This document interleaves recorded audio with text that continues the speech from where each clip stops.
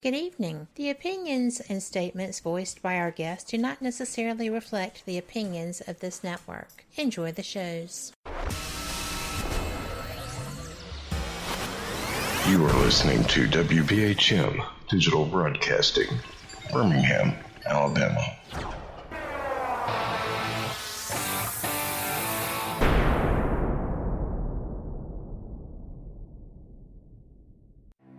Headline edition, July 8, 1947. The Army Air Forces has announced that a flying disc has been found and is now in the possession of the Army.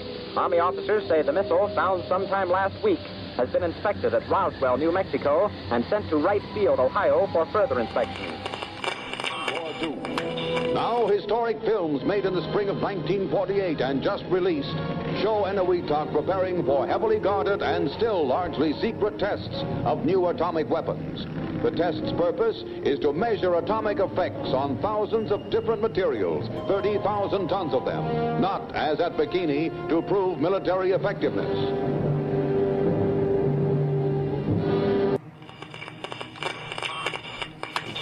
San Francisco police say that 9 persons have been arrested in a narcotics raid on the headquarters of the Grateful Dead, a widely popular singing group. 2 members of the group, Rod McKernan and Robert Weir, and their business manager, Danny Rifkin, have been booked on suspicion of possessing narcotics. 3, 2, 1, 0. All engine running. Liftoff. We have a liftoff. 32 minutes past the hour. Liftoff on Apollo 11. Tower cleared. We got a roll program. Neil Armstrong reporting the roll and pitch program, which puts Apollo 11 on a proper heading. I'm going to step off the limb now. That's one small step for man, one giant leap for mankind. Well, strange lights are causing a viral buzz on YouTube. Could we have caught extraterrestrial activity on a recent newscast? Brandon Arroyo investigates. As the newscast ended, the controversy began back on September 26th. What is that light shining in the back of the dark night sky?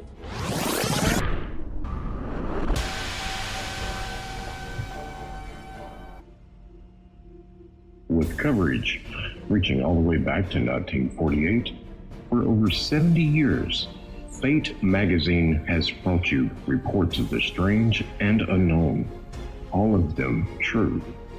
Now, Fate Magazine Radio is carrying on that tradition of setting the standard in paranormal talk radio as we report and discuss some of the most mysterious and perplexing phenomena imaginable in this strange world of ours. Now, here is your host of Fate Magazine Radio, Kat Hobson.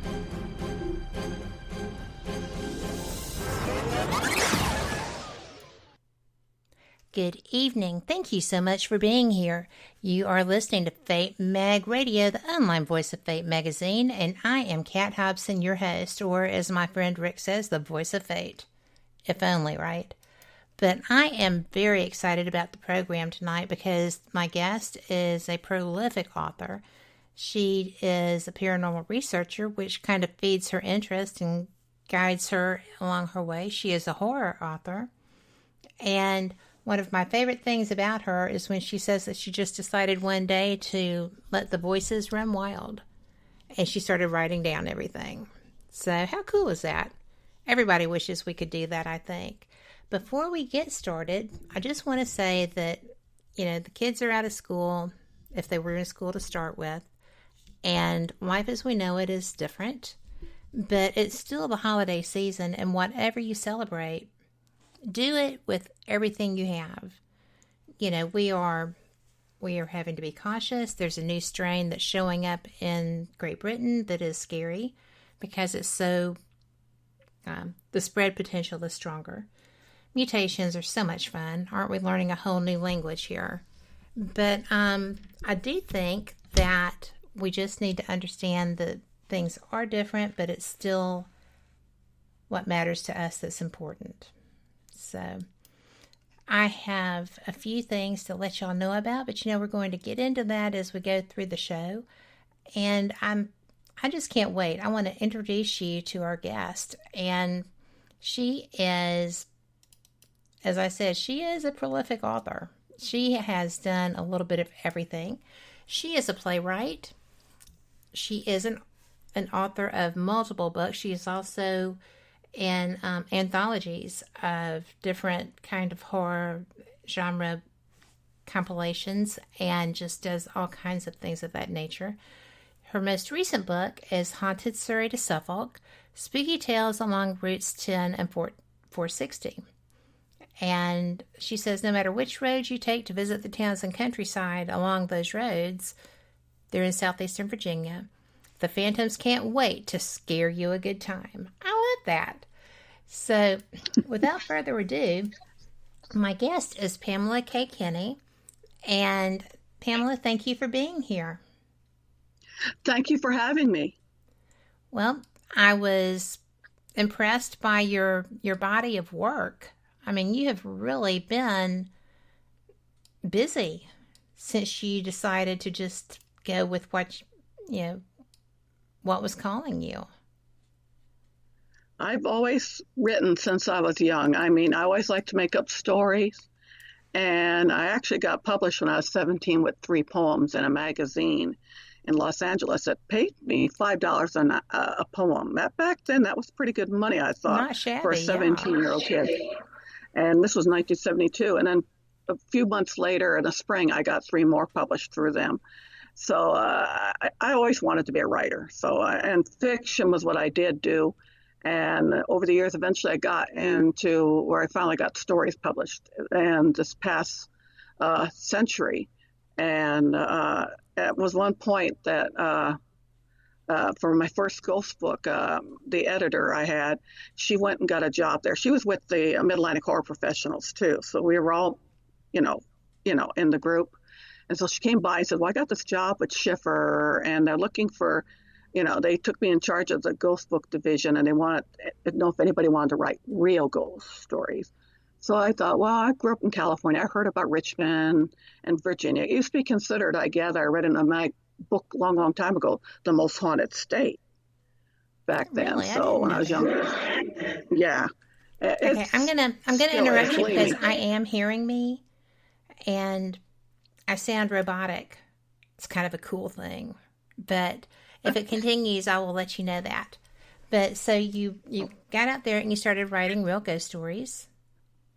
Yeah, I pitched. I went online, learned how to do you have to, pitch them an idea, and it's different than writing fiction. Fiction, you have to complete something and then send it in after it's been edited and everything. Mm-hmm. So I learned all that stuff and sent them an idea, and they accepted it. So I got to write Haunted Richmond, Virginia, the first book.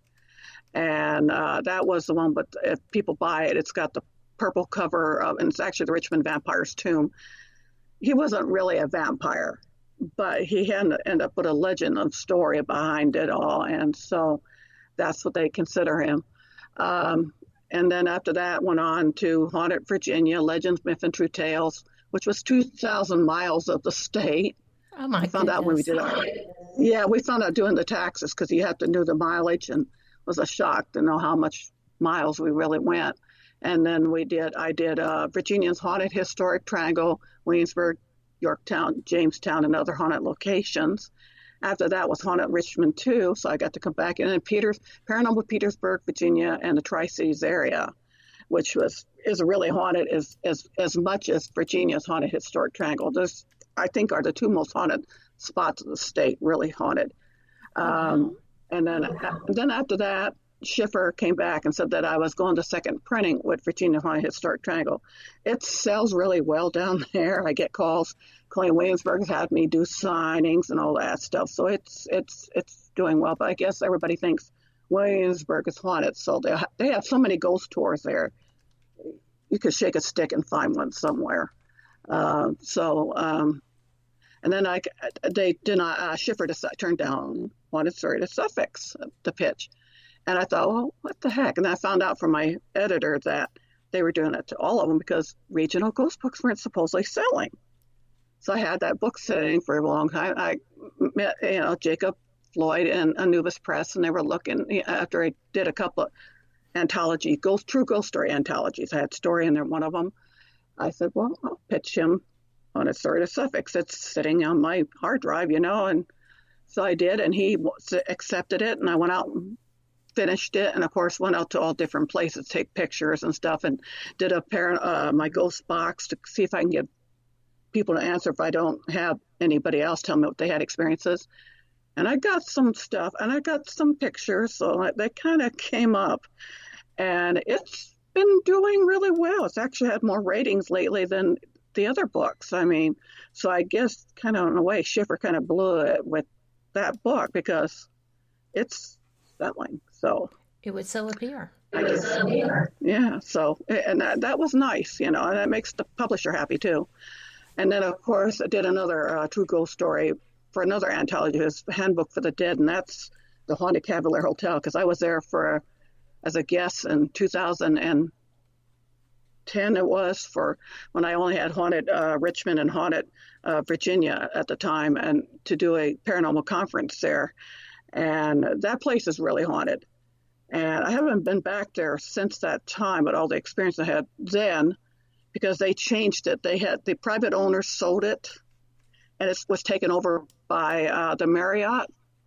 I was supposed to do a couple of years ago. One of the local stations down there wanted me to come down there and do an interview, at least in front of it. They wouldn't let them do a paranormal investigation because they had a group they were going to bring in too. So they thought, well, just me talking about basic things, but they wouldn't let me either. All they're pushing is it's the historical stuff. They're not saying any much more. And I kept thinking, that hotel was really changed inside. They showed how things are changed from what it was. Because this is from the 1920s. I'm thinking, I bet the ghosts really are stirred up after that. So, well, they do react to their environment being disturbed like that. And so, I'm pretty sure. I love to go stay there one day, have money, maybe when everything's back to normal, and see what happens. Be interesting to just be in a room there and do a session, and maybe have my friend come join me, and that usually does me with Paranormal World. I do a thing called Paranormal World Seekers, and that's a filmmaker friend of mine is the one that goes around filming us. And so it'd be interesting if I can get my friend Carol, who does it with me, to be there and see if we can get things. I'm pretty sure that place is probably really more since they changed it inside a lot. So, but it's in there. What kind of stuff? They kind of kept as much as they can like that, but they took down a lot of the downstairs. There wasn't a place to eat. There was a newer version of the Cavalier, the private owners owned that they built by the ocean, and it was built in the 60s. And I actually had experience there before I went to that, because I stayed there overnight before I went when they opened up the other one to let us in, because there's closing. The old one's closing at that time was always closed in the winter. And anyway. At this point, so they redid the inside. They added a place you can eat. There's a bar in there now. There was a bar before, but not like that. Okay, really good one. And they got some differences. Like, it looks different. And the rooms, there's less rooms than there was. It's 6th floor. When I was staying in the room 466. If you go up to the 6th floor, there's a 666. There was anyway, which I thought was pretty weird and interesting. I don't know. I haven't been there, like I said, but it was up to 6th floor. But they showed inside. You can go on the website and you can see the changes inside. The rooms don't look the same. I remember, I bet they changed the inside of the bathrooms too, because I think it looked changed. Because when I was there, my room had the double beds and it was smaller. It was larger. And then you go into the bathroom and there's the old-fashioned clawfoot bathtubs.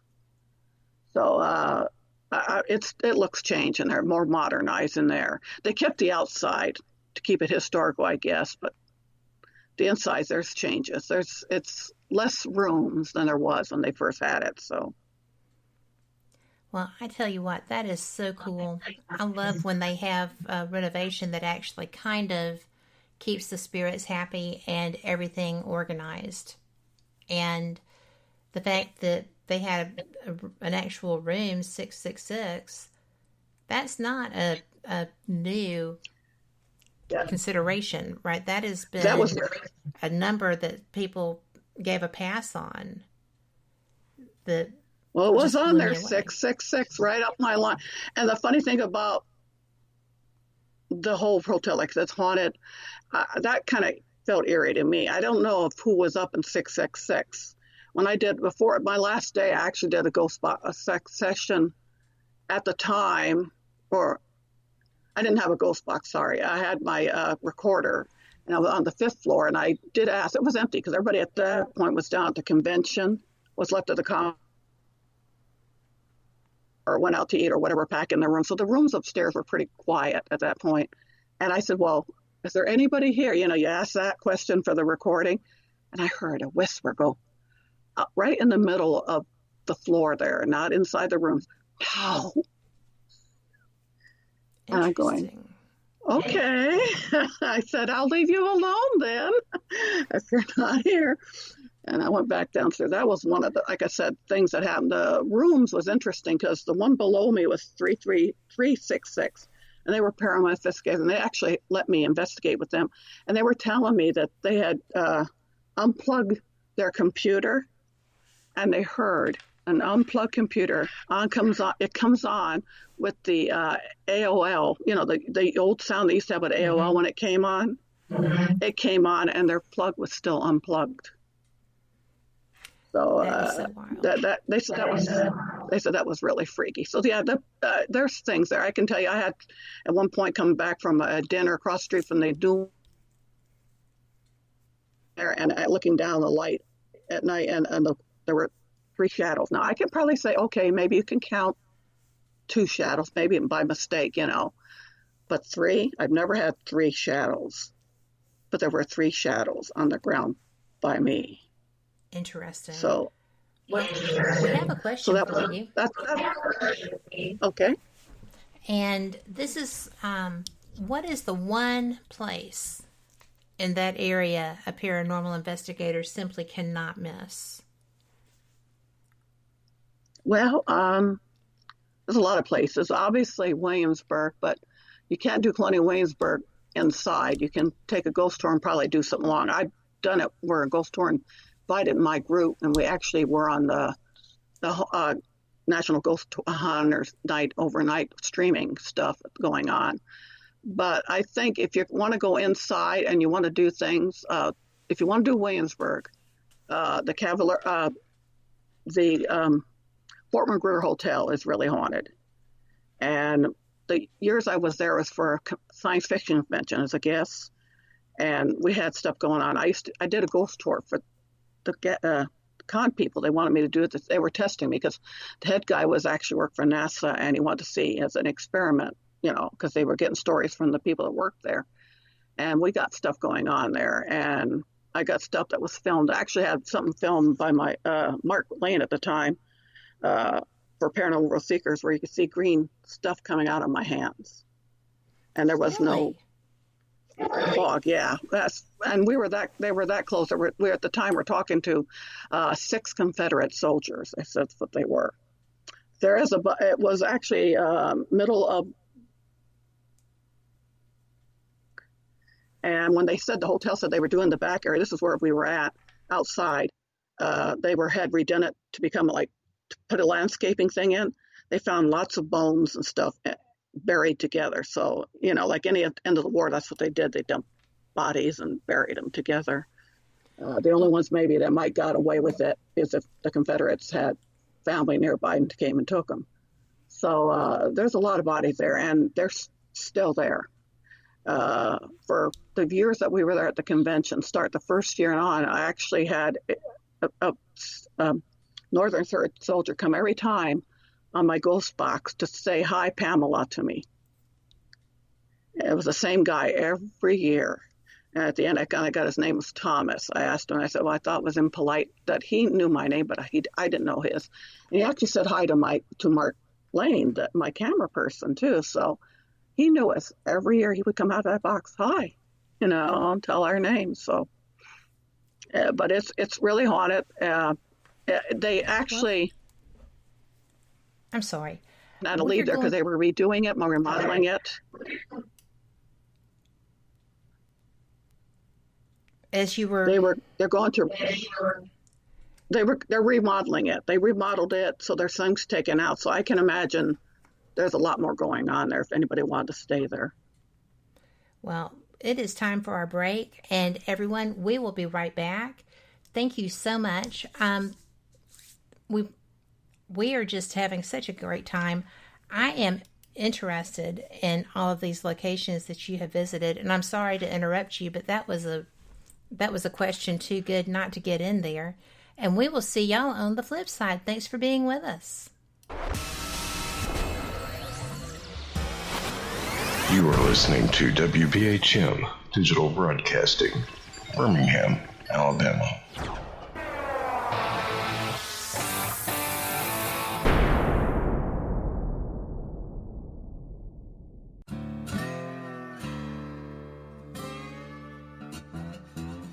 Oh, come on. I'm Southern, but... nope. That'll do. Hello. I am Kat Hobson, host of Paranormal Experience here on WBHM Digital Broadcasting out of Birmingham, Alabama. I enjoy having guests from all areas of the paranormal, from ghosts to ufology to cryptids and beyond. You'll find some of the best researchers in their fields bringing you some great information. Join me on Wednesday nights from 8 to 10 p. Eastern here on WBHM Digital Broadcasting.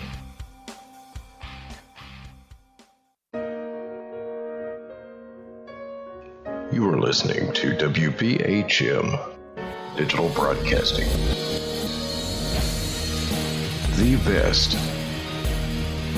in paranormal talk radio.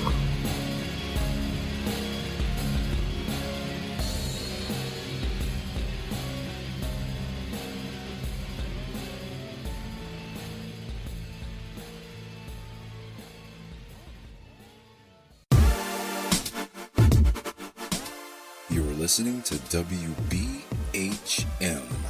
Digital Broadcasting, the best in paranormal talk, only on Paranormal Experienced Radio, broadcasting live out of Birmingham, Alabama.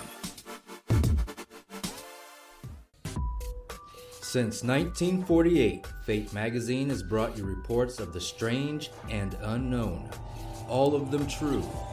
Fate Radio is carrying on that tradition, bringing you the unusual, macabre, strange, and bizarre. Join host Kat Hobson Sunday nights from 8 to 10 p.m. Eastern on WBHM Digital Broadcasting.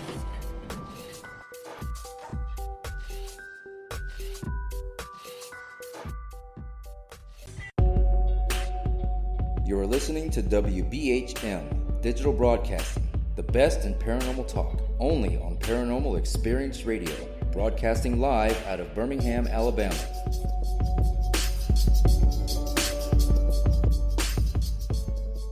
The time is 23 minutes after the hour. Welcome back to Fate Mag Radio. This is Kat Hobson, your host. I am joined by just a delightful guest, and we have been having a great discussion. Pamela Kinney is an author. She is a paranormal investigator. She has won so many awards. She is featured in so many various anthologies. Her newest book, Haunted Surrey to Suffolk, Spooky Locations Along Routes 10 and 460, is great. She is, she's in just all kinds. Retro horror is something else that she's featured in. You had mentioned the Handbook for the Dead, and I will want to come back to that, Pamela, because I think that your work is just brilliant. So thank you for being here. And I interrupted you when we were talking about Williamsburg and your investigations there. I wanted to revisit something with the plasma coming out of your hand, or the green stuff coming out of your hand. Did you feel that that was happening when they filmed it? No, but it was the ghost box was feeling kind of cold at the time. It wasn't cold, supposed to have been, so I kind of way I do. So it was kind of cold, but that he captured it on his high-priced camcorder. Because you think about it, that's why I always say these ghost shows, they got somebody following them. Because there's no way that they're not being filmed. There's got to be another cameraman there. And I always wonder if they capture things, because you never hear anything about those cameras. And his is a $4,000, because his business, he makes videos for people, he films commercials, he's done some movies locally. So he's got this $4,000 camera that's following us. And he caught it, and he showed me, he sent it to me, the captures still of it. So there's the green stuff coming out. Actually, watched. Don't you keep it and watch them? I said, okay, no, I haven't. I'm a bad girl. And so I watched it, and you could see the stuff rising up. I don't like to watch me speaking. I've acted in films, so I don't like to watch me speaking. Go figure, But I did it, and it's coming up. So, yeah. So you see this green stuff just rising in the air off from the ghost box where my hands is. But it did feel a little bit colder than it should have. But, that doesn't mean that it was anything other than me feeling it. That was proof something was happening right there with his camera. So, but he's caught other things before too, which is interesting. Well, there was one that's in Haunted Story of Suffolk. If you read it, that actually happened with an investigation we did there. The guy had talked to him. I went there because I was trying to find out stories for the book. Wow. He said that he tried to get old ghost hunters, but they never answered him back about investigating. And of course, that was the last year they were doing it, so that's probably why. They said, well, my group will do it, no problem at night. So he came there. It was a rainy night. So I guess, that might have helped a lot too with the rain. It quit by the time we were doing it. But he left us alone. He said he was going to go home, and he trusted us. And he told the police not to worry. We were there. And of course, the workers were there till 2 o'clock. Plus, he had people that were building a website for him there too. So they were following us, taking pictures. And they actually had an experience. They heard footsteps going into the kitchen, and they told us that. So when everybody left through the side door, the back doors were locked, the front door was locked. So only the side door we could go out. And of course, we went through filming. And at one point, I actually thought I heard, as we're using my ghost box, something was talking with it. I said, you know what? I said, because I kept hearing, sounds like there's somebody behind me talking. Is somebody talking behind me? And a voice comes out of my box. I am. A man's voice. I go, well, it sounds like a conversation because... And Carol's going, oh my. She's going at the time, oh my, because she didn't hear it, but I heard it. I said, well, it's like a conversation behind me. Is there somebody else there? Who else is speaking? Me. He said, me, the other guy, different voice. And Mark caught it. You can hear it's dim. He said it's real low, but it sounds like talking or mumbling behind us, right behind me and Carol. So he captured that at some point, something on there at that time as I'm saying that. So it was like backing up what I heard, what they said, and all that. So the place is really haunted. It used to be a hotel. Thinking any hotels built in the 1920s end up haunted, because that's not the only other 20s one I had experience with besides the Cavalier. It used to be a hotel, and then I think by the 60s, 70s, I remember going back, they ended up closing, and it turned the upstairs into apartments and the downstairs into businesses. So like the Baron's Pub was put there, and then the others upstairs were apartments. And the apartments were having experiences because the owner of the Baron's Pub was saying he knew people there. One guy walked into his bathroom one night, and there was a flapper in his bathroom. Other people heard footsteps and noises, all sorts of stuff. So the whole building is haunted. And when we left that night, it was time to quit. It was 5 o'clock, and we were tired. And Mark and went to go get his Jeep to bring, so he could get his equipment out, his filming equipment out and stuff. And Bill, my husband, went to help him. He handles our cameras. And then, so it was me and Carol in there. And all of a sudden, as Mark and Bill walked out, the alarm went off.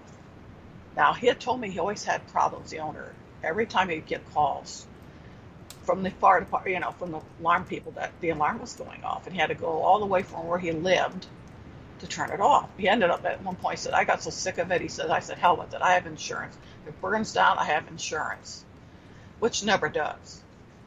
So the alarm's going off. And as the alarm goes off, all of a sudden, the phone starts ringing at 5 in the morning. I'm sitting, Carol, people that live here know this place. It's like a little, you know, small business place. Nobody's going to call at 5 in the morning. They know they close at 2 o'clock. They know they don't open till 11. And now I said, who would be calling at? The phone shut off. The alarm shut off then. And it was funny because the door they went out when the alarm went off, it shouldn't have went off because everybody else slept through that door. And it was made so not go. Just had to shut it and lock it. So there was no reason for that door to cause the alarm to go off when it opened, when Mark opened it and Bill and him walked out. So it's just so bizarre. Yeah, I called the owner, of course, left a message. He lived far away, but he finally said no. He says he understood all that later. I said, no. I said, just to let you know, it wasn't us. And the funny thing is, the policeman said he heard it. He knew that they had no call. He just was driving by, and he heard that, and he came and stopped, and he says, started talking to Bill and Mark, and then as Carol Nelson, he said, well, have you ever investigated up apartments? And Carol said, well, maybe we go. And I said, well, if they were said we were allowed to do that, we don't just go into people's places. And then he goes, well, he said, I've been there twice on calls. I don't ever want to go back. He said it's that haunted. Oh my goodness. So yeah. Well, that's pretty haunted. You know, you're in such a great area to be able to do these things and to have people share experiences with you and to have them just basically come up and say, you know, we do have these things. And I have found that people in areas that have a lot of hauntings are not quite as reticent about sharing as people that feel like they may be unusual or the only ones. Have you found that to be true as you have traveled? Well, at first it was hard for me to get anybody, but I can imagine I was just new and people don't want to share it. At least they know. I know there used to be somebody here called L.V. Taylor. He passed away. He was getting a lot of stories for a long time. He actually had New York. He was a publisher, and he wanted to do locally Virginia. At that time, New York said, oh, no, we don't do regional stuff. So he ended up doing his own self-published books. And he would get people to send him stories. He didn't go anywhere, though, basically a few places, but he got stories more. In fact, one of my doctors I had for my allergies was one of his people. Sent him a letter about a place when he lived in Northern Virginia. So when he saw us reading his book at that time, back in the 90s, he says, I'm in one of those books. I'm oh, really? He says, yeah, I wrote to him and all that stuff. It was kind of interesting. You read it. But, there are people that don't want to share, but I think more and more people are kind of accepting we got stuff. And it's Virginia. I mean, like Mark said, he went to film a winery in Williamsburg, and because at the first time we ever did anything at Fort Magruder, he actually, I'll tell you, brand new 10-hour battery, okay, for a camcorder, it's $4,000. And when we went through, as soon as he stepped outside, I heard it. It's on YouTube, you can listen to it. He adds it in afterwards. He added that part out, but I heard him say distinctly, oh, my battery dropped 60%, like he was in shock. And then 10 minutes later, he had to leave us because it had died. Of course, it recharged next. Right. This is a man, he works with films, so to him, it took a lot. he's a cynic. I mean, be honest, they know they can make things. Lord of the Rings. So he said I changed him a lot on how the paranormal really is there. But it killed his high-priced camcorder. So the battery, brand new batteries, he had to recharge it the next day. And he learned after that to bring extras always. But they went after him. They didn't touch our cameras that night at all. Nobody's camera was touched. I have stuff pictures around the outside of the hotel. There's a little place, a gazebo, and near the earthworks. And they're all around us at the time we were talking. And that's how we found out, the first time I talked to the Northern Soldier. They just killed it. They went after him. I kind of laughed about it. I said, it's almost like Shark on Blood. They went after the guy with the biggest battery there. The power, yes. So. Just go ahead and grab it while they were getting started, right? They answered the North point. I tried to ask them something different. I figure too many people are asking them the same. Really, I hate to say, if I kept hearing the same stuff everybody else is hearing you here on the show, I'd be probably screaming if I was dead. So I said, well, are you from the north or the south? And the guy, it was him. I'm from the north. Okay, well, so you're not from North or Virginia, so I'm from the north. I said, well, did you have a girlfriend or wife? He says, I had a girlfriend. Oh, what's her name? Cynthia. Boom, boom, boom. He answered through my box, and they all heard that. The people that were with me at the time were kind of like doing like a ghost tour. Right. Other things like that, but that was like boom, boom, boom. I mean, he did catch that on his camera and all that before I died. But it was interesting, all that stuff. And over the years, that place didn't disappoint me. It has a lot. Maybe because of the war was there. I mean, this is the area in Williamsburg. They had to start with Jamestown, not that far away. You have the colonial Williamsburg, and then you've got the Civil War that happened there. So it's in a whole area.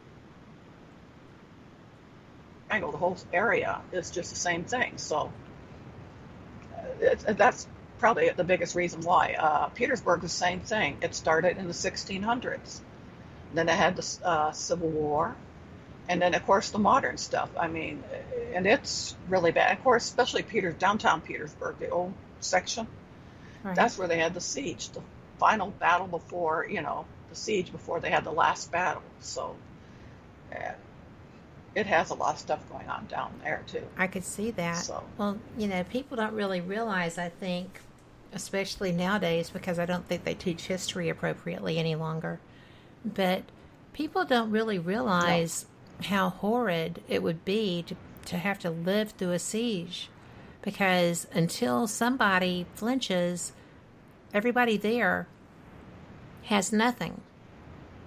There's nothing in, there's nothing out. You're locked down. They could be bombing you while you're locked down. There's so much that happens. Not quite. And people don't. Not quite. I'm going to tell you, not quite. I found out a year later. A friend of mine found out that was working down there. They're actually underneath the town, to the outside, tunnels from all the buildings. Well, Savannah has that too. That's interesting. They have tunnels. One guy was one of the guys that was in one of the businesses decided to go down there and check it out, how far it went. He's 6 foot. Going pretty well down there until they said, well, wait a minute, because the owner, the head of the town's like, don't go under there, tell him to come back, I mean, he could get hurt or something. But he said he was going for quite a while. There's tunnels underneath there. And I started laughing because the section where her business was at was actually she found out it was the red light district. Oh my goodness. I said, I wonder how many Northern soldiers were in town using the I just started thinking about that. I mean, these tunnels back and forth. So she didn't know that until they found out a year later. She found. Well, that's a whole different take on that story. Been in my book. Yeah. So who knows who can go in and out of that place?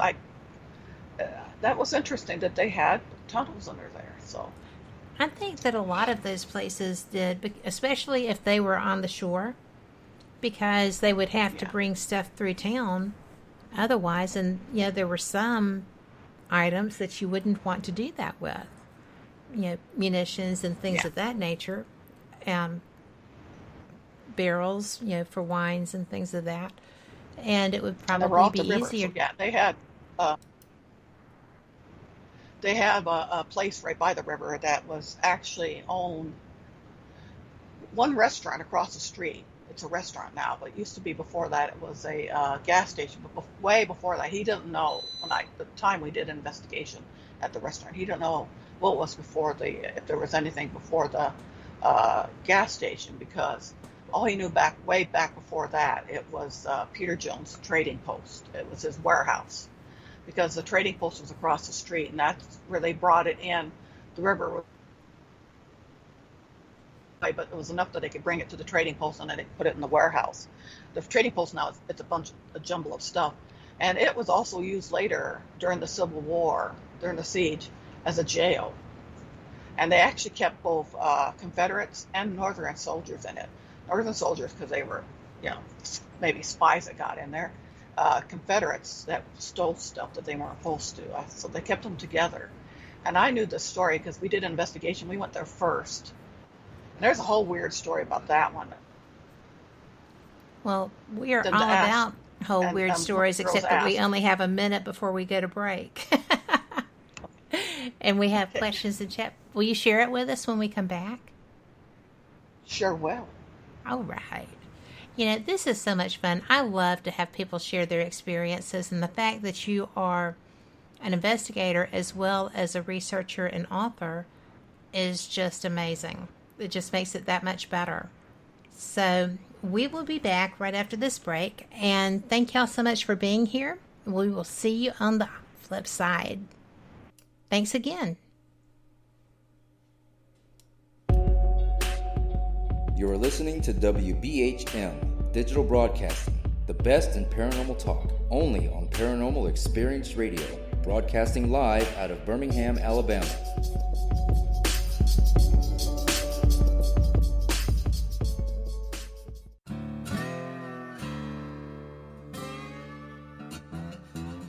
Oh, come on. I'm Southern, but... Nope. That'll do. Hello. I am Kat Hobson, host of Paranormal Experience here on WBHM Digital Broadcasting out of Birmingham, Alabama. I enjoy having guests from all areas of the paranormal, from ghosts to ufology to cryptids and beyond. You'll find some of the best researchers in their fields bringing you some great information. Join me on Wednesday nights from 8 to 10 p. Eastern here on WBHM Digital Broadcasting. Since 1948, Fate magazine has brought you reports of the strange and unknown, all of them true. Fate Radio is carrying on that tradition, bringing you the unusual, macabre, strange, and bizarre. Join host Kat Hobson Sunday nights from 8 to 10 p.m. Eastern on WBHM Digital Broadcasting.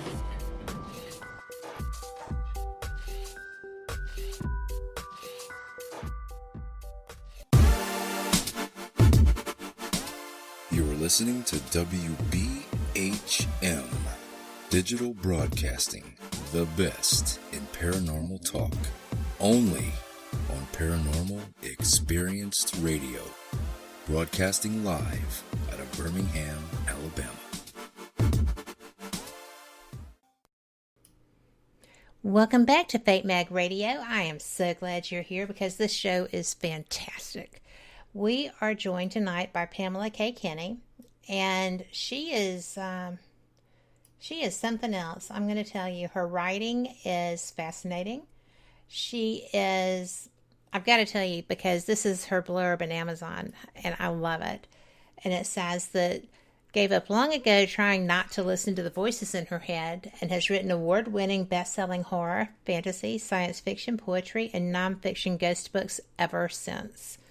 So I would say that's pretty... Of course, the next sentence says 3 of her nonfiction ghost books garnered Library of Virginia nominations. And her short horror story, Bottled Spirits, was runner-up for the 2013 WSFA Small Press Award and is considered one of the 7 best genre short fiction for that year. I am really very pleased that you were able to be here. Thank you. Thank you for having me again. Well, I just think that your work is great. And you had an unusual experience that you were going to share with us before we were so rudely interrupted by that break. Would you please go ahead and do that if you feel like it?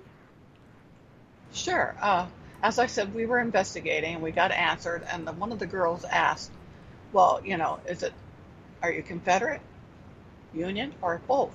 And the voice came out, this deep voice came out, a very deep voice came out of my box, said, both. And I knew that. They didn't know this stuff because I had to do that, write the book, write research. Mm-hmm. So he pegged it right. And then they started taking pictures. Well, I went to grab my camera and I realized I couldn't find it and it wasn't in my bag with me. So I thought, I left it in the car. Went back there, wasn't there. Came back to check back there. It disappeared. Now, at the time, later on, at that point when you're freaking out, but later on, as I remembered, I had put it out of my seat beside me when I was driving to Petersburg. So it was actually on the seat at the time. And so it had disappeared out of my locked car. And we all were looking everywhere and doing everything logically, and we looked under the vehicles. It was a parking lot across from the restaurant across the street we're going to be at, and kept looking at it. And then one of the investigators, we had a guy one at the time, him and his girlfriend were members at the time of Paranormal World Secrets before. Later on, they had dropped out. He had looked in my car again, figuring maybe fresh eyes, back seat, front seat, everything. And at this point, I stopped and I turned back to the trading post. I looked that way. I said, okay, we did everything we can. This has been almost 10 minutes. If you guys took my camera, I won't be mad. I know you probably don't want us back there. You didn't want me to come back there. Okay, I promise. We won't come back there. I won't take a picture, going back there and take a picture if you return my camera. I really need that camera. You see that building across the street? That's a restaurant. We're going to be doing an investigation. And I need my ghost box and my camera and all that stuff. I need all that stuff. I need my camera to take pictures too. So if you can return my stuff back to me, we will never bother you. That's my promise. So then after that, I went around back of my car and I thought, well, I'll look under Carol's vehicle again.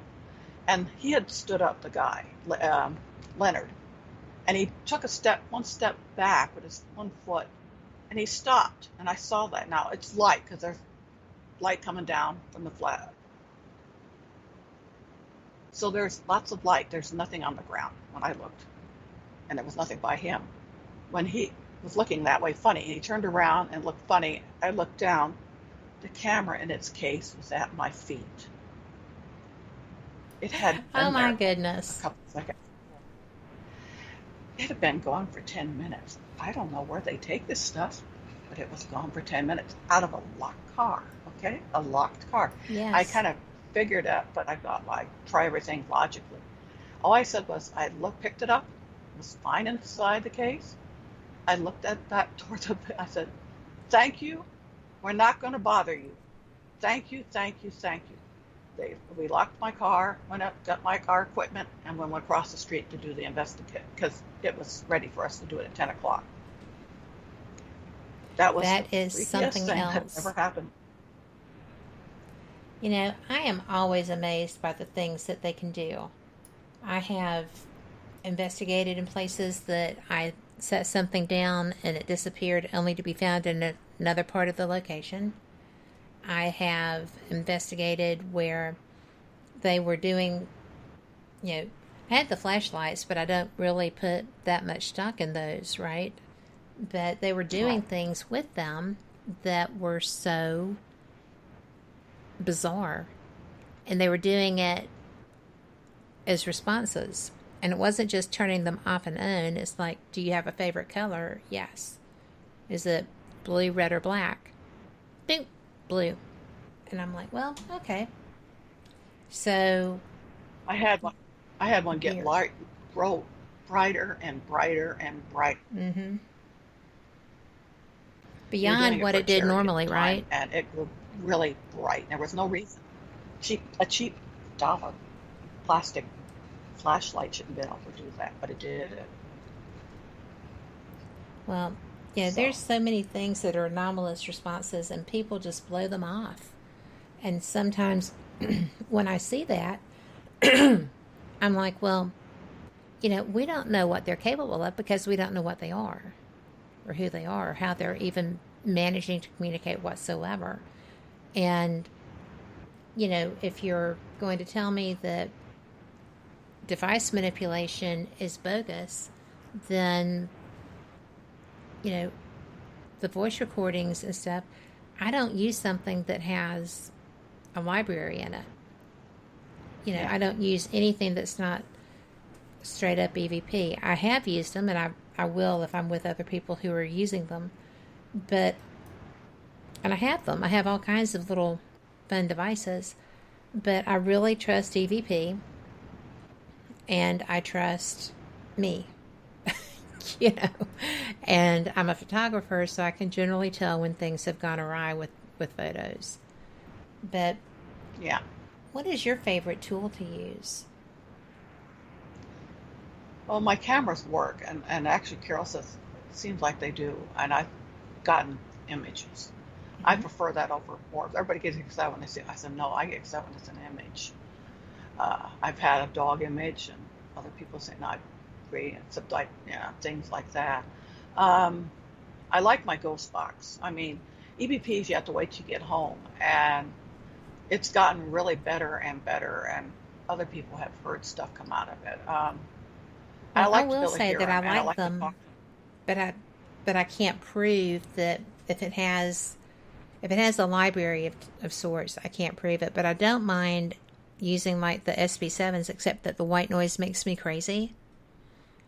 I think they have to use that. And mine's old. I haven't changed it. There's better ones out there, but and I use a recorder to make sure I don't hear everything.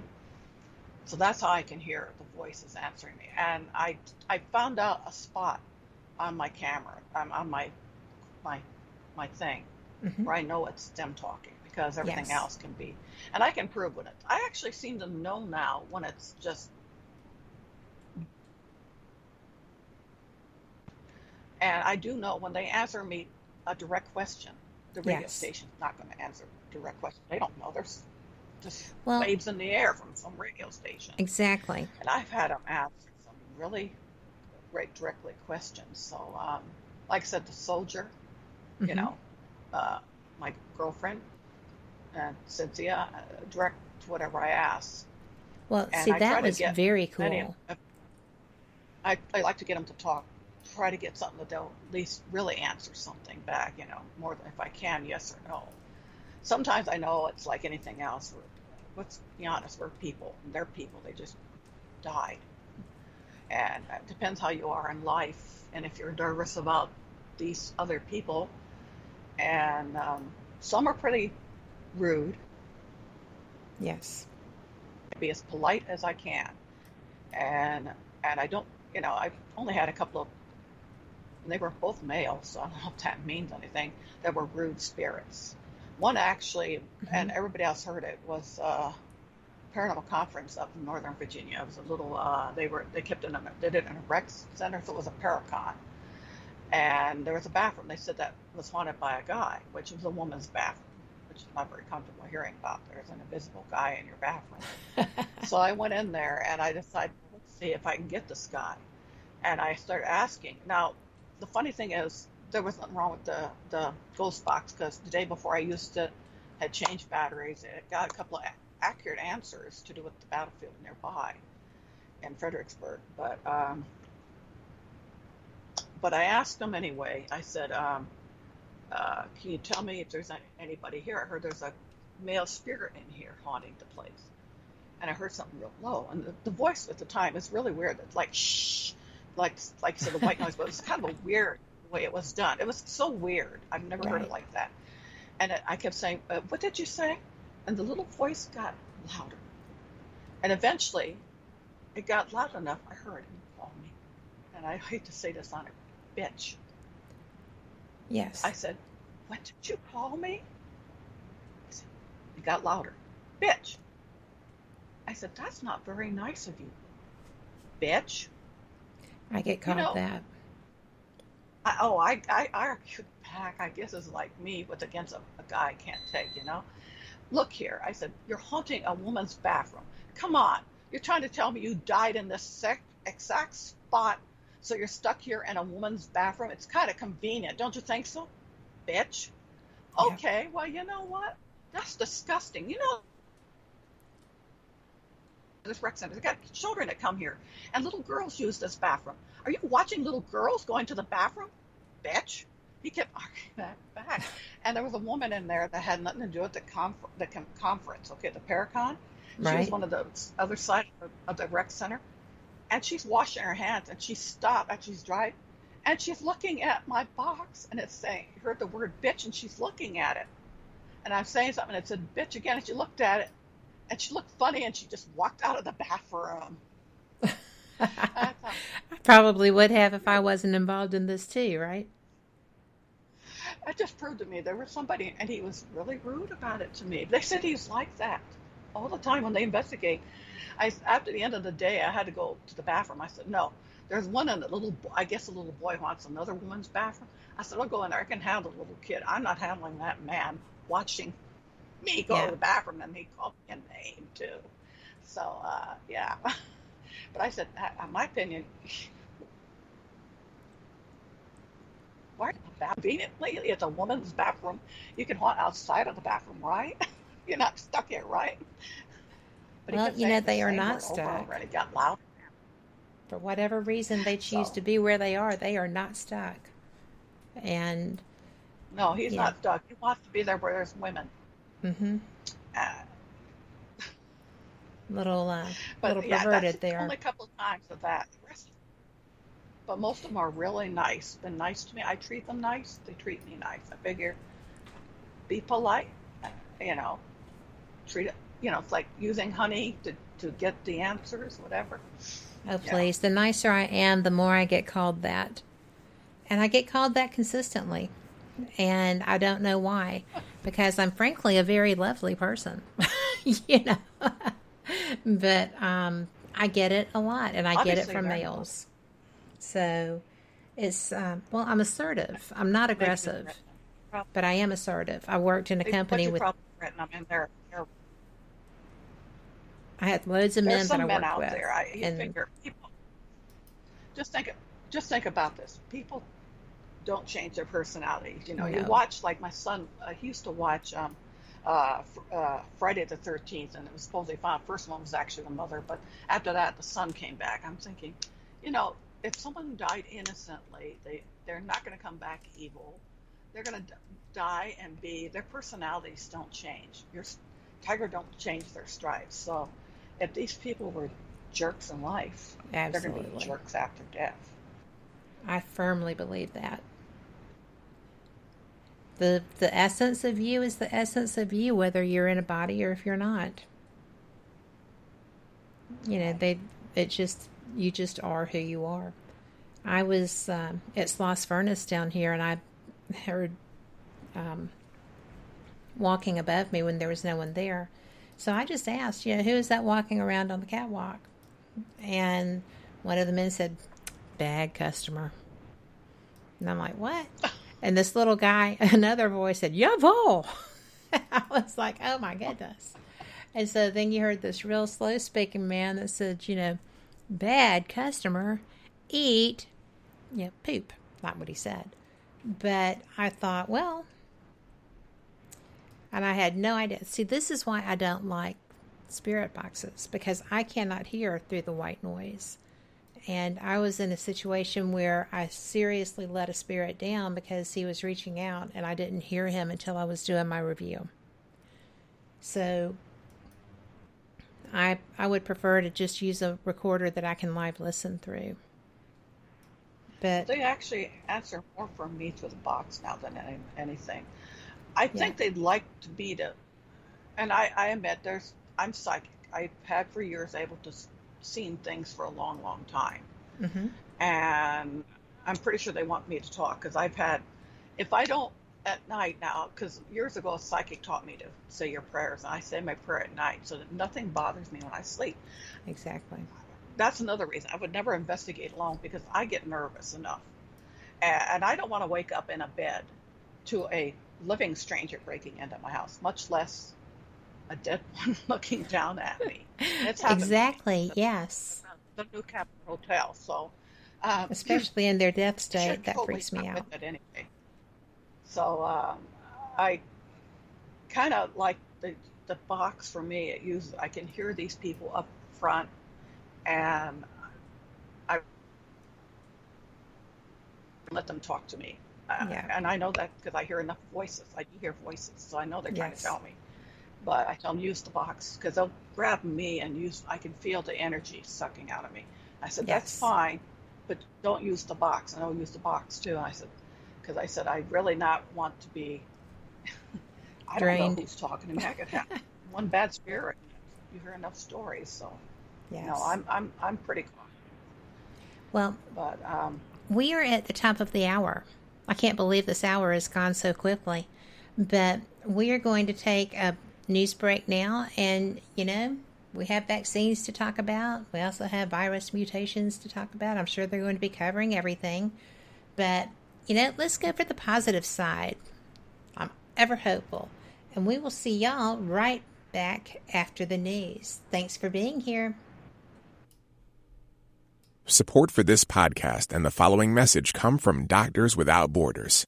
Welcome back to WBHM Digital Broadcasting. Support for this podcast and the following message come from Doctors Without Borders, providing vital, life-saving medical care in over 70 countries to those who need it most. Learn about including Doctors Without Borders in your estate plans by visiting legacy.doctorswithoutborders.org. Live from NPR News, I'm Janine Herbst. Senate Majority Leader Mitch McConnell says Congress reached a deal today on a $900 billion coronavirus relief package. Speaking from the Senate floor, McConnell says they can report what people have been asking for months, that help is on the way. Months ago, in consultation with our committees, the four leaders of the Senate and the House finalized an agreement. There will be another major rescue package for the American people. As our citizens continue battling this coronavirus this holiday season, they will not be fighting alone. It's unclear, though, when the bill text will be released or when the chambers will vote.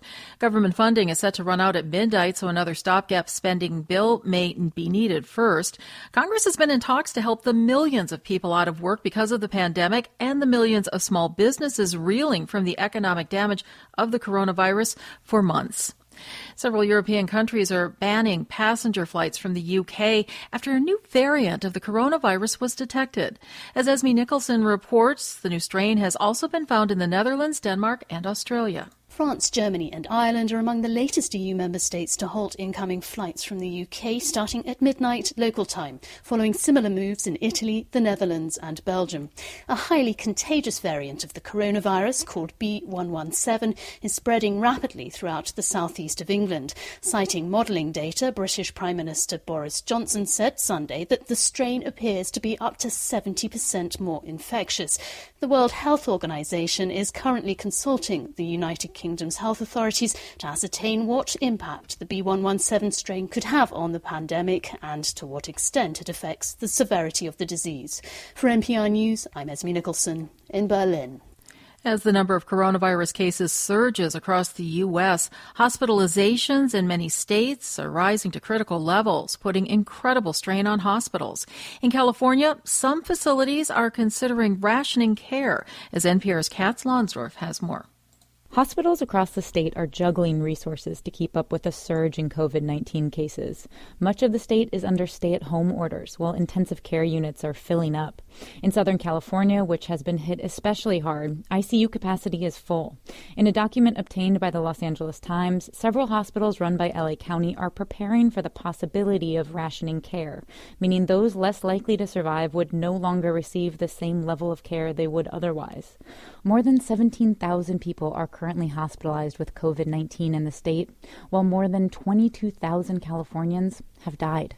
Kat Lonsdorf, NPR News. And overall in the U.S., there are more than 17.8 million confirmed cases of coronavirus, according to data from Johns Hopkins University. You're listening to NPR News.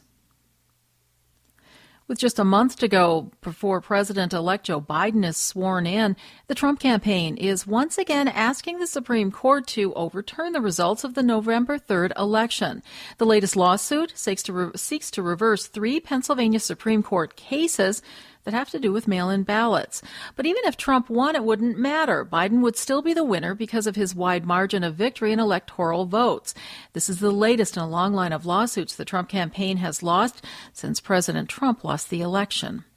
Senator Joe Manchin says veterans, including those at all 4 VA medical centers in West Virginia, will get a share of the initial allocation of Moderna's coronavirus vaccine that started shipping out today. NPR's Dave Mistich has more. Manchin says the Department of Veterans Affairs told him all 4 of the agency's medical centers in West Virginia have been selected to receive an initial allocation of the Moderna vaccine.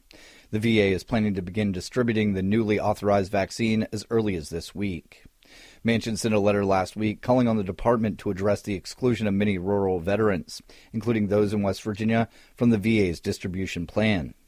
While acknowledging some logistical challenges, Manchin noted that of the 73,000 Pfizer vaccine doses initially received by 37 VA hospitals, none were in his home state.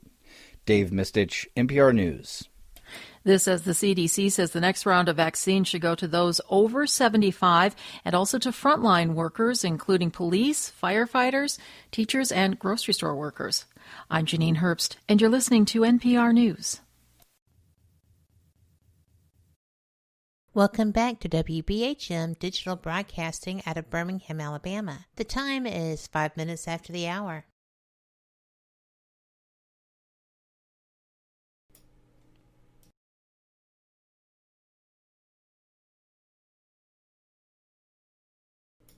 Welcome back to Fate Mag Radio. I am so glad you're here.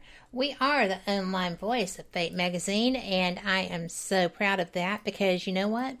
Fate Magazine is really, really neat. We have a brand new issue out right now, and my personal favorite is that the cover is about mermaids. So we also have t-shirts, and you can get your Fate tees with the latest issue for just $25, and I'm telling you, it's a comfy tee. So it also has UFOs and psychological warfare, and got the Knockout by Robert Gorman. There's so much. And, you know, we have been in publication since 1948. And I am just really impressed with our editor. She does such a great job. And she is fantastic. Phyllis is absolutely a gift. And our person who takes care of everything and makes sure that we all look good is a gifted artist himself. And Stevie does a great job. So if you love it, shout it out. And it's, I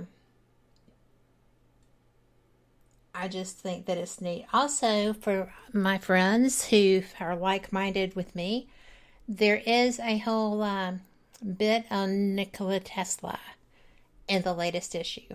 So you're going to have to check that out.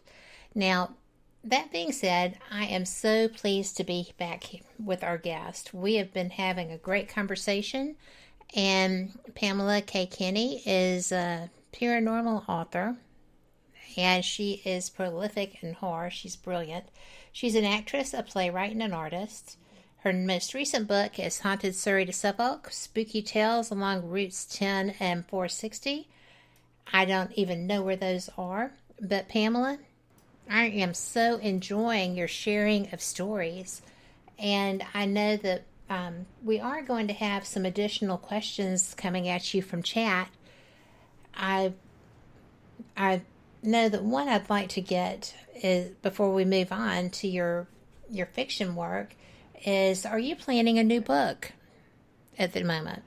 I'm not writing a ghost book. I'm writing for Anubis Press, a book about werewolves, dogmen, so it's going to have a change of title. I haven't told my publisher yet, dogmen, because there's a lot of that, which probably would fit the werewolf thing, and other shapeshifters. And at first I thought there would be a certain amount on other shapeshifters.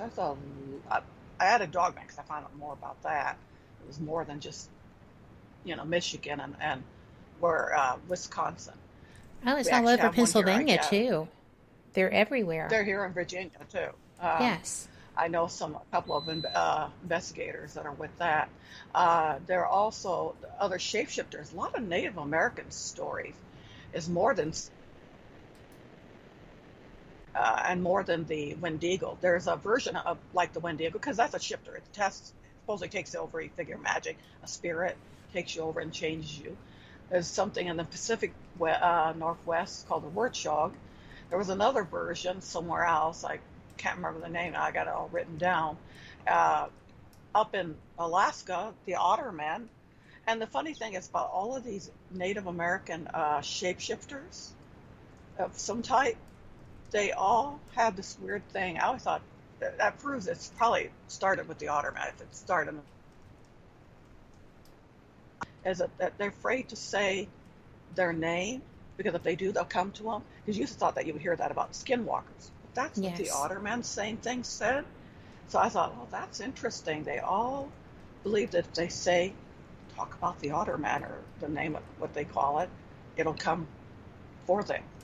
If they talk about the skinwalker, they'll come for them. Same thing with the Wendigo. If they talk about it, it'll come for them. Yes. I said, that's really interesting that they believe that with all of these type of shape-shifting things, So I'm finding a lot of stuff. So it's going to be interesting. I have to try and figure how to organize the book, though, because this is the United States. There are werewolves, dogmen, and other shapeshifters stalking America. So, and it's a fascinating. Put it in spot. It's a fascinating topic. People are always interested in that. When I have someone who deals with cryptids on my show, my listenership is out the roof. So, and I'm fascinated by it too. I already have people interested. I mean, I'm not kidding. They're already telling me this. This is not just other authors, but a lot of people. So, well, I'm interested in seeing that. So make sure I know when it shows up. We'll talk about it. Sure. But what actually did they ask for werewolves, or was that something you had been pondering for a while? That's what I pitched, but after a while when you hear about the dogmen, I was going to add it, but there's a lot more. So I thought, let's give them their own chapter, because someone said they look like dogs, but personally, if you think about it, I was trying to find out if there were dogmen, or how far back something like this was seen in other countries, even now, because they talk about the first time was somewhere in Michigan, I think, for that. And then the Bray Road stuff was a little bit later. But I'm thinking, this has got to be seen all over. I mean, if you see something walking on its hind legs and walking like a man, kind of, but has a wolf head, that's deemed werewolf. And that's kind of making me think of possibilities of, maybe a lot of werewolf legends, if these are really true things and they can prove it. I mean, who can we say A or nay at this point? So many new animals have been found, so many different things. There's different theories. As a writer, I think of all these theories. And since I read science fiction, I think scientific theories, even dimensions and stuff. But, that could be reasons for werewolves. And an interesting story is that years ago, my favorite werewolf book, it's no longer in print. It's now back in ebook. He had brought out in Kindle, by Whitney Stryver. Wrote a lot about actually true. And what he had was about werewolves in New York, but they weren't really like werewolves as we think. They were another species that grew apart from us, but lived in the dark, hid from us. We're hunting in the woods and stuff, but the power of all these all these cities being grown up, they started hunting in the bad sections of town to keep people from finding out about by going after, of course, like homeless people and stuff like that. Of course, it got worse because they were killing other people too. And so the cops were getting involved in it in this book, but it was really, really good. They actually made a movie about it in the 70s, but sadly they turned to at the time it was popular, the Native American idea was like a werewolf. So they took that idea instead of what the original story was, which was these wolf-like beings, like dogmen on hind legs, were hunting people, and they had packs. So they do. He actually had. They are pack animals. So that's interesting to see. Could this be where we've been thinking about werewolves? And of course, when you're in a primitive tribes and you got something like that, people are going to think maybe they make up werewolves. I mean, things like that. So see, isn't it so much fun to just let your brain roam freely? That's why I loved what you said, in your Amazon blurb, when you just quit fighting your mind, because I could so relate to that. Just let it go and see where it takes you and write it down. You're doing a great job of that. Now, the reason that I have a friend in Pennsylvania he's actually a ufologist and has been for some time. He's globally recognized and just brilliant. But these dogmen fascinate him. And I've talked with him about them a couple of different times over the years, and it still shocks me. I've done this for 6 years, right? But it is fascinating, that particular topic to me, because it's almost like they are hyper intelligent to be a cryptid. Most cryptids don't seem to have that capability and to that level. Is that what you're finding in your research as well? Yeah, I would think some of these are pretty intelligent. I mean, some of the stuff that they're doing is pretty obvious. It's almost like, sorry about my throat there. Okay. Bigfoot, the same stuff that it does. Well, apes are intelligent anyway. Mm-hmm. And but like I said, they're intelligent. And the only thing that's been striking me actually gives me ideas about someday. I think my next horror novel actually, to another dimensions. And we talk about dimension. Even ghosts is another dimension, because in the field of science fiction, there's a book actually. First type of science fiction is more one dimension, one line, and then it goes on up. We're the third dimension because we're solid. And then it goes on up. So who's to say another dimension, another universe, side by side? Same thing with ghosts, side by side. A couple of people actually wrote books. Years ago when I was younger, I read it. And I heard somebody else just wrote a book about it, which was kind of interesting that he just thought about it, but it was written before. That heaven and hell are really the same timeline as us, but they're just in another dimension. So they're here. They're not up and down. People think right off the bat, heaven's up in the sky, hell's down below. I mean, I've actually had people who are like Baptists, for example. I'm not Baptist, but they'll say that.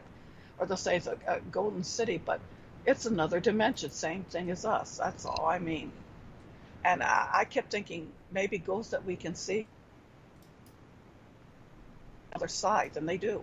And they can come back and forth. And some said they have. So I'm thinking doorways can open.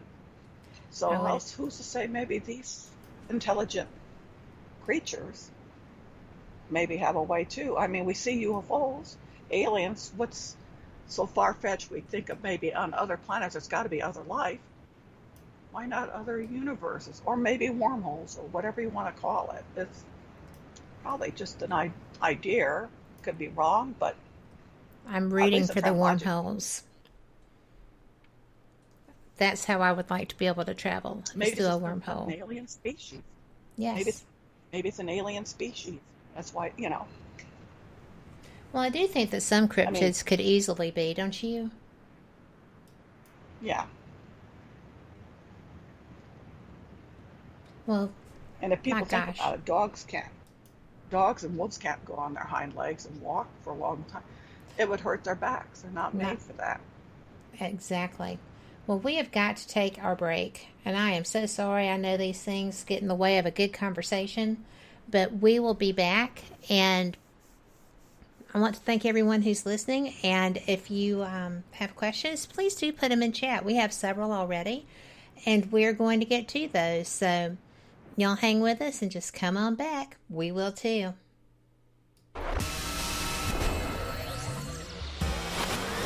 You are listening to WBHM Digital Broadcasting, Birmingham, Alabama.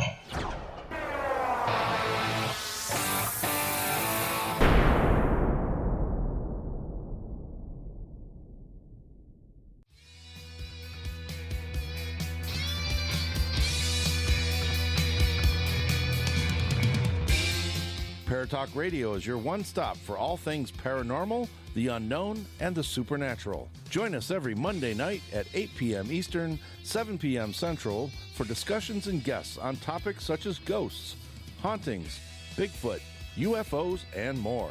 This broadcast is rated M for mature and intended for listeners over 16 on paratalkradio.com.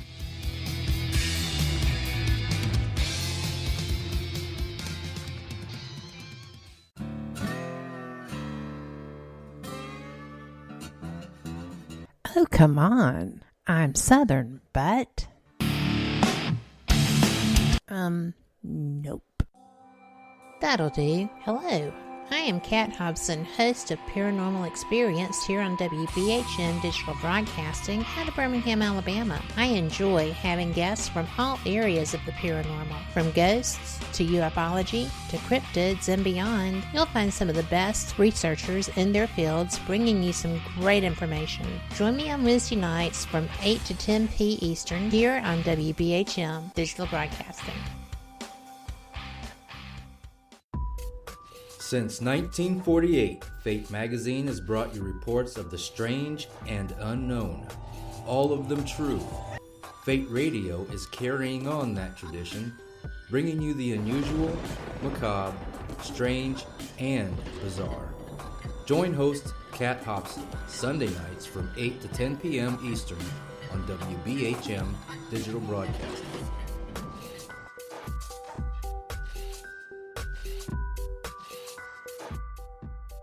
Thank you for listening to WBHM Digital Broadcasting out of Birmingham, Alabama. Since 1948, Fate magazine has brought you reports of the strange and unknown, all of them true. Fate Radio is carrying on that tradition, bringing you the unusual, macabre, strange, and bizarre. Join host Kat Hobson Sunday nights from 8 to 10 p.m. Eastern on WBHM Digital Broadcasting.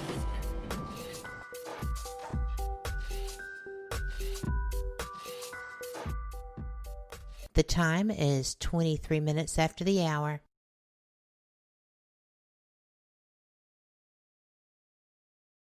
Second. Welcome back to Fate Mag Radio, the online voice of Fate Magazine. I'm so glad you're here with my guest, Pamela K. Kinney. And, you know, I always say that if somebody were to ever record and publish the talks that go on during the breaks, I would never do that. But it's interesting because we get into so many different conversations and, you know, just all off-the-wall things that are relevant to the conversations. And, Pamela, I'm glad that we are, because it just kind of makes things interesting. We were talking about the Fae, and your publisher actually included you in a book on the Fae. And right, I've got that. Go ahead, because I'm looking for the title, but you know it. Dreampunk Press. Dreampunk Press is the one behind that. That's actually a Virginia press, small press company. She does every year when they had MarsCon, which is where I did the ghost hunt for a while. Except for this coming year, there's not going to be one this year, so she hadn't had a anthology. 1 year, a guest of honor actually wrote werewolf stuff, or you know. The following year was Shannon McGuire and she writes a lot of fairies, urban fantasy, and so I wrote a story for the anthology that Tara of Dreampunk Press put up out there. And it's a charity because it goes to that one goes to money for the kitties and puppies at the convention. Supports a local Williamsburg shelter. So my story in it is actually connected to my only self-published book, only self-published novel, called "A Vortex Changed My Life," set in Richmond.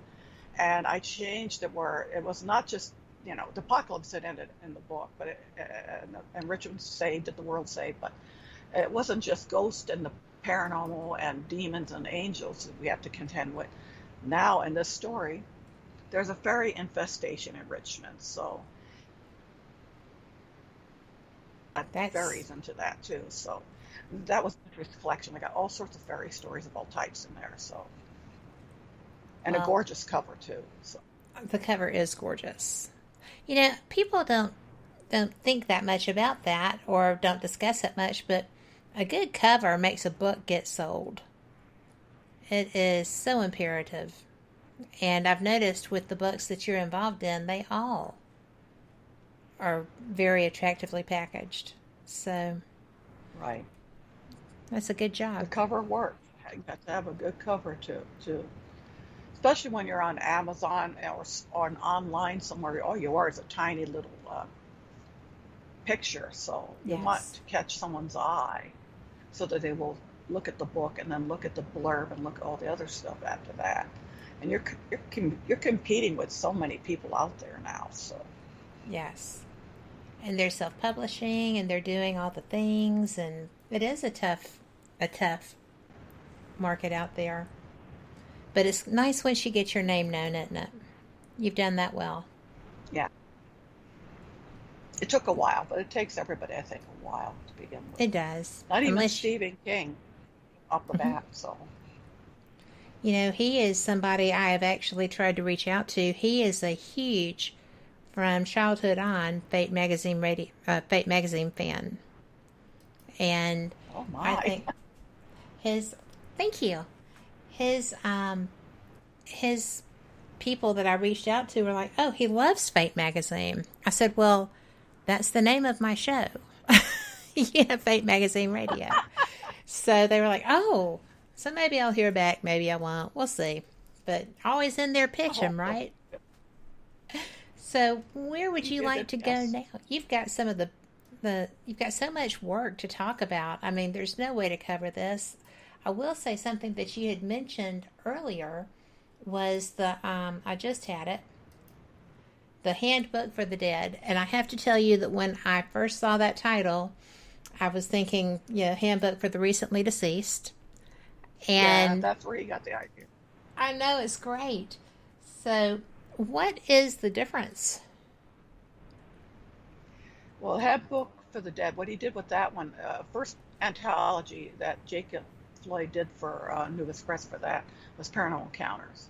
Okay, that's normal. I have two stories in that. One of them's actually got my friend Carol Smith and I at a Parker's Battery here, which is in a lot of my ghost books. We actually had something really weird happen I still have the clip on video with them speaking back at me, but Handbook for the Dead, he wanted where someone could prove something happened there. Did they have proof of something? So that's what we had to do for the story. At the end, I have the little thing at the end telling what I proved and all that. So I thought, well, I did a blog so I could look back on my blog to remind me what I went through at that point, that whole weekend with the paranormal stuff and everything, because I was at that conference and I wrote the story for that for him. And he wanted to have that. So everybody's story's got some little saying proof of some kind that they've proven with something in there, or disproved something. But most of it's true ghost stories. That's what it is. So, and he just called it Handbook for the Dead. I think he got the idea, like he said, for Beetlejuice. So, well, it's a great idea. What it is, it's Handbook for the Dead, I guess. But he's checking all sorts of stuff like that. He owns actually several press imprints. I have a story in an anthology in his horror one, Nightmare Press, that just came out in October, and that one is retro horror. And I took a Goatman, because I actually have a Goatman in my Petersburg. In Virginia, there is a Goatman legend too. Well, same kind. up in Maryland, which is Prince George too, but there's 2 Prince Georges, kind of interesting. Besides that, so I wrote a horror story with the Goat Man, and so that's it. He considered that, he thought that was pretty retro. I don't know if that was retro to me because I don't remember, but maybe he was thinking the 80s. For me, retro goes farther back in the 60s. So well, it depends on your age, I think, on how far back retro goes.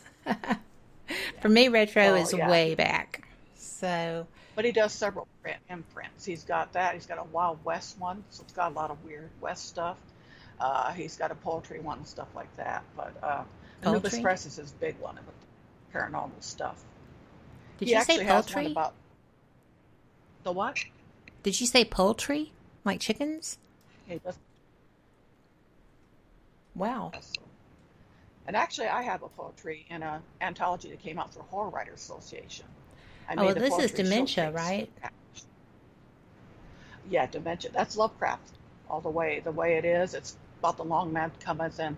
And originally, it had made it for another anthology, but they never put it together, so it's rights were back in my hands.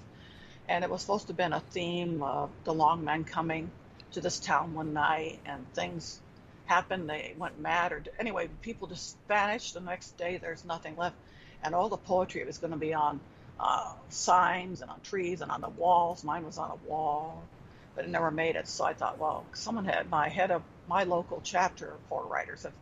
I read it one day. She goes, "Oh, that's a really good poem." So I thought, well, you know what? I'm going to submit it. They only asked for one less line, and I figured which line could be deleted. Mm-hmm. Submitted it, made it. So yeah, it's very Lovecraftian. You know, you come at and just really creepy stuff. So I kind of let my creepy part of me come out of me with that. So. Well, that's kind of fun, though, right? Yeah. I went back to my roots. I started with poetry, so.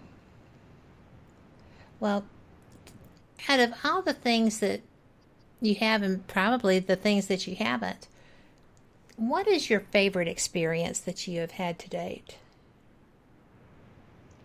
On what, ghost stories or ghost stuff? Well, ghost stuff, ufology, cryptids. What has been the thing that rocked your socks the hardest? Well, I know about experiences. I could say my favorite story in Virginia is the Bunny Man. The Bunny Man? I actually wrote the story.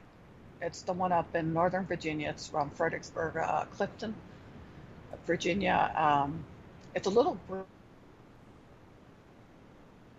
And at first, when I went up there with my husband to find it for Haunted Virginia, we didn't find it. And then we came back, and I found a book in a bookstore that another author had been up there. He got the directions for the GPS. So we did that and went back up there, and we found it. It was funny because we were on this big old regular 2-lane road, right? Driving along, go across the other 2-lane road into a tiny little one road that goes in this tiny tunnel that's over the bridge is train tracks.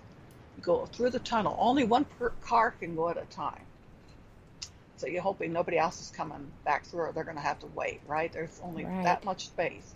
Got out of it. On the other side was a farm. I remember that because I wanted to see what the heck was on the other side of this tunnel, right?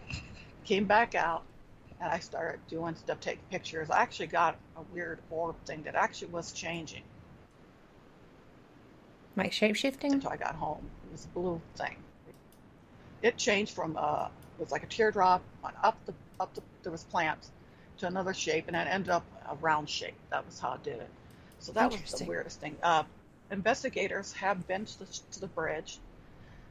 Nothing. The Bunny Man's urban legend. Literally, I checked up on it. There was a librarian that wanted to find out if he was ever real and stuff like that. So I got a story about him in the book, too, talking about how he proved the only reason he could prove was it was actually probably starting stories, police reports, that probably someone took it, had a future career as a horror writer, and probably spread it, probably teenagers. But they did come there and investigate. I was reading somewhere, and they actually did a EVP session and got voices and stuff. So Yeah, they could probably, because it's Virginia, I'm sure, Fredericksburg, it's not far from, the battlefields of both Northern Revolutionary and Civil War. So it's not to say there can't be ghosts there, but it's not nothing to do with the Bunny Man. My orb, same thing. I don't think he's the Bunny Man. But the Bunny Man is pretty unique. It's like the man with the hatchet or the man with the hook. Instead, it's a guy in a bunny suit, white bunny suit with a hatchet. And supposedly on Halloween, the teenagers go there to this bridge because they want to go there at midnight and see if they can catch the Bunny Man. But if you're dead. Good heavens. So, but he's very fascinating. I mean, it's just what shows you what people can do to start an urban legend. Well, it's like every area has its own crybaby bridge, right? So they have it down here. It's called Crawford Road. I've proven twice now, 3 times. Once during the day, nothing happened. My husband was with me. Went back there at night. My husband, who was not happy, it was freezing cold. I got a weird voice, EVP. And it was, let me tell you, there was something about that bridge. I didn't want to go too close. I don't know if it's, like I said, the psychic in me feeling something wrong with that place. It has a lot of stories with it. It has a lot of actual people getting killed there. Drug deals and stuff, too. So it's got a lot of that. But the last time was with Mark. Now, we didn't get anybody pushing our cars or vehicles through the bridge. So obviously that's probably an urban legend. That everywhere is a crybaby bridge, something pushing the... But supposedly the story is that there's an African-American bride on top of the bridge and she hung herself from there. Okay. Okay. Mark and I did something, and I did it with my ghost box, and he filmed me. I actually got a picture, too, at that time that's in the book, Virginia Haunted Historic Triangle, 2nd edition. You could see it. Weird mist thing. And so whatever was there that night, it wasn't cold. It was really nice and warm. There is no mist. I asked it, I said, is there anybody on top of the bridge? Let's see, there's a bride, right? And a man's voice comes out and says, I'm on top of the bridge. Okay, you're not the bride, because that's a woman and you're a man. I said, okay, how did you die? He said, I was killed. Oh, okay. So I thought at this time, I remember at the time I knew about. Later on, there have been more murders since. I thought there was this guy had took this man from his truck and forced him to take money from his bag and drove him there in his truck, killed the man, left his body there at the bridge, and drove off with his truck. He got caught, of course. That's why it was a story. A friend of mine sent me that. So I thought that was, let's get the modern murderer's name, right? He'll tell the name, and that'll prove if he's real or not, right? I can check that up again. I said, well, who killed you? Figuring he'll tell you your name, right? The villagers did it. The villagers? Okay, that's the villagers. Okay, well, it's Yorktown. There was no bridge there. The bridge above actually is the road that's the Colonial Parkway. Interesting. Far from all this Yorktown stuff. The village was there. People actually came to Yorktown first before they went to Jamestown. So they landed there in that area, basically. So the villagers could have been somebody there. I don't know why he got killed, but it was kind of made me think differently now about that road too. What really could be haunting it? Another thing that kind of freaked me out was the black truck legend. People say a black truck, right? Okay. All right. So Mark was telling me as he was coming there the day before to check out the area so he could get specs where we're going to do all this stuff and make sure he could find it. It was daytime. He was being followed. He said, I was followed by this red time. He said, this black truck was behind me. I didn't think much. He was real innocent. He hadn't read my book I had or anything. And he said, and then it disappeared. So I assumed it went away to some nearby homes and that. I said, Mark, where did it disappear? After the bridge? I said, Mark, there's no homes there. You live in that. There's no homes there. They're way back in the beginning, other side. I said, did you ever read my book? He said, no, not yet. I well, said, don't tonight. There's a black truck legend with this road. I said, Wow. now you got me worried, because he's not lying. He's telling like real innocently to us. Later on, somebody else I met that I trusted told me he had an experience with a black truck down that road. So, what is the black truck? So there's Holy obviously wow. more than one ghostly thing going there, but there's nobody pushing you though, and there's Well, no that was a African plus. bride hanging. So, Well, I've got to tell you that I think Mark was lucky. Potentially. Didn't think much of it. It just disappeared. He said he thought it turned on to a driveway. There's no driveways in this area until the other end. We just, Bill and I drove down that road to find the bridge. We drove on the other end at the time, first time. So I know there's where the homes, the very few homes there were, was in the beginning at that other side. But yeah, that road gives me creeps. I did it with him. I would not do it alone. I would not go on that road at night alone to do anything. There's a lot of places I wouldn't go alone that, my husband really will not go for things like that much. But there's a place in Cherokee, North Carolina, that he was like, well, you cannot go there after dark by yourself. I was like, well, then you need to go with me because I'm going up there. And he was taken aback that he didn't go and I did. But I had a burning curiosity about an experience up there, and I had it. And I've had it every time I've ever gone back. So the last time I was up there, it crossed the divide and came over to the side where I was parked, and I was like, nope, you're too close. You can't do that. And I left. But, and one of the rangers said her kids have been trying to get that thing to happen for, their whole lives. And they've never seen it once. And I was like, well, maybe they knew that's why I was there. I don't know. But well, they had anyway. the Cahokia light near here. That's the whole what? Even in Sarita, Suffolk, there's on Jackson Road in Suffolk, there's a light scene there too. So there's a lot of. Well, let's talk about. They consider it's interesting. The top in the 50 states, every most haunted thing is some fake haunted place, right? Not Virginia.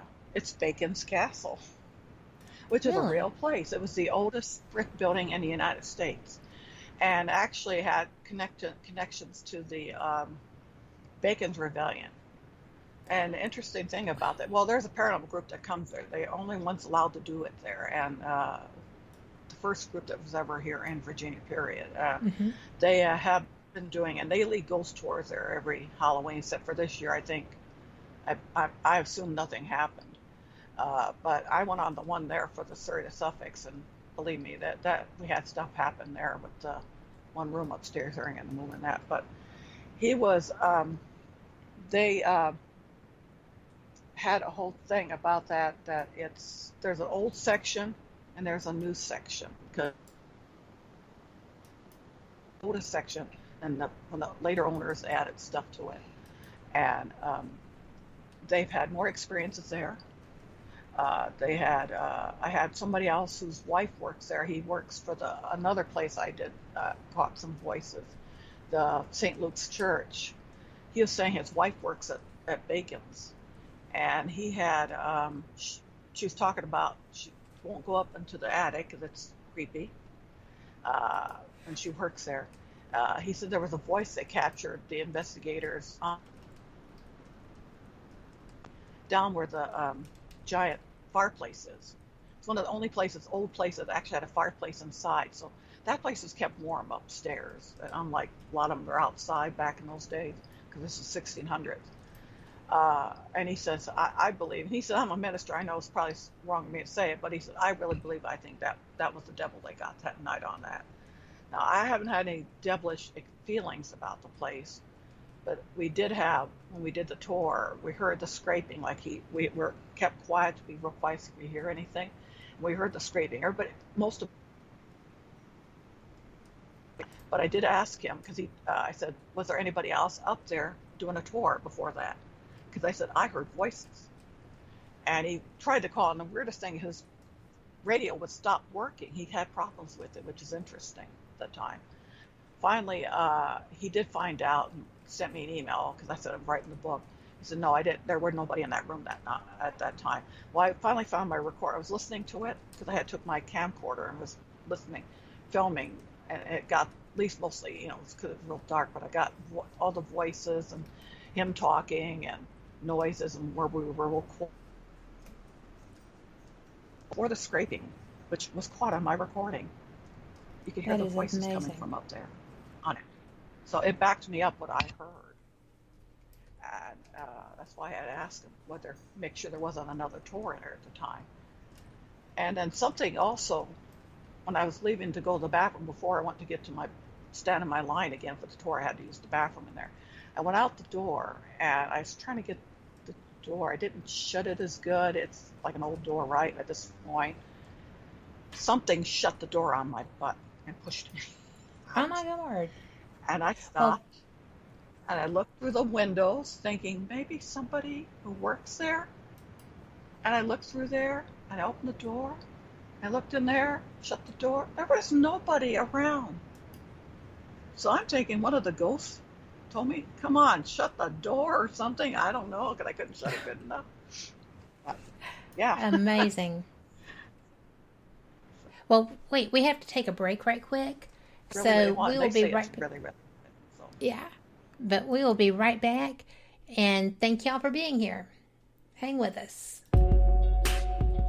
You are listening to WBHM Digital Broadcasting, the best in paranormal talk, only on Paranormal Experience Radio, broadcasting live out of Birmingham, Alabama.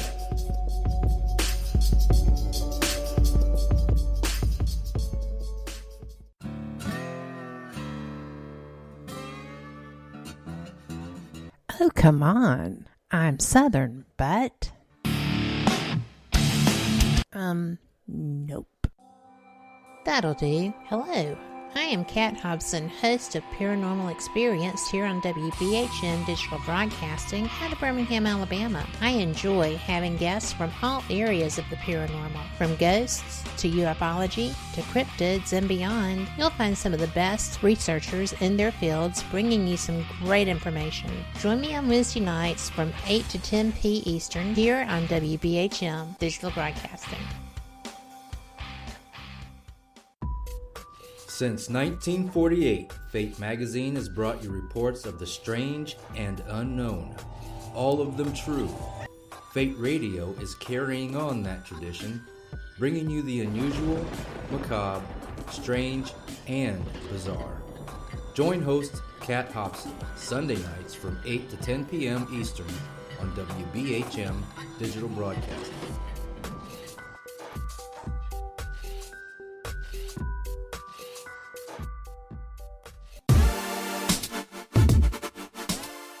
Listening to WBHM Digital Broadcasting, the best in paranormal talk, only on Paranormal Experienced Radio, broadcasting live out of Birmingham, Alabama.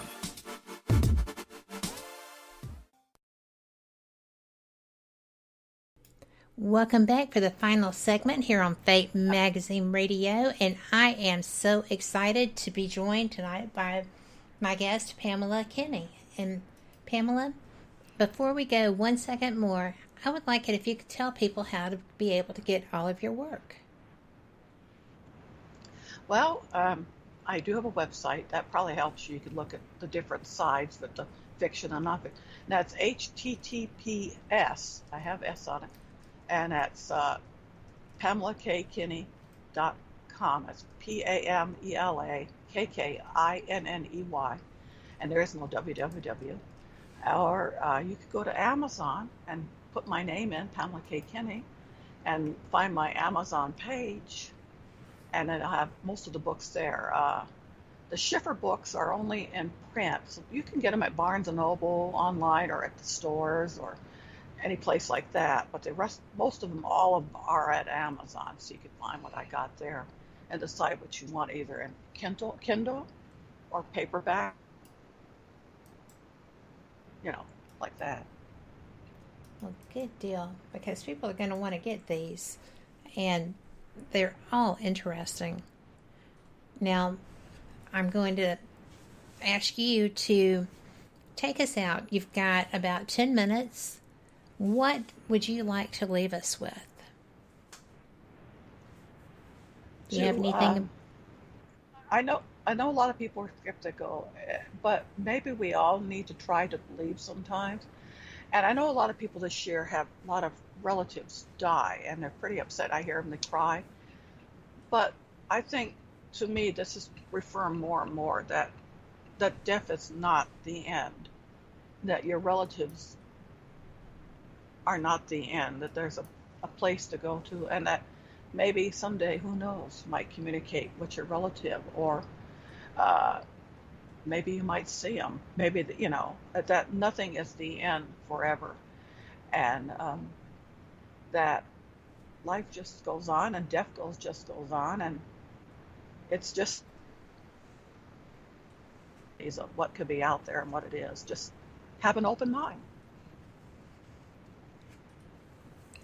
As long as it's not so open that your brain falls out, there's nothing wrong with being open to ideas, right? I mean, It is what it is. And life is tough right now. You're absolutely right, Pamela. People are suffering, and